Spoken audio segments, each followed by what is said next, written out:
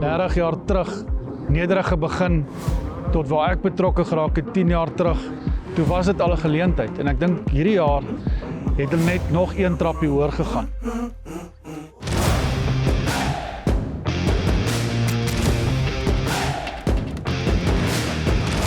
Het is ongelooflik, die buzz wat hier is, die mense wat hier is, die moeite wat die uitstallers gedoen het, die moeite wat die Waterval Boerevereniging gedoen het. Dit is net 'n ongelooflike geleentheid om by betrokke te kan wees.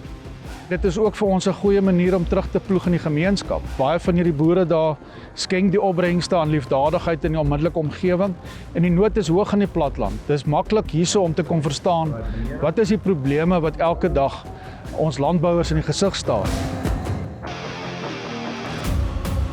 Dit is my 10de Valboeredag. Vir my is dit 'n alomvattende dag.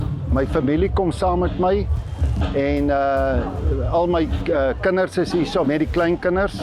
En jy doen ook besigheid. Jy sien die implemente wat werklik gedemonstreer word. Jy sien elke individuele implement se waarde.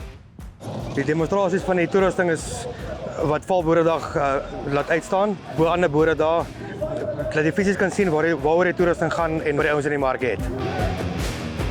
As gevolg van ons lang verbintenis, is dit vir ons steeds belangrik om hier te wees.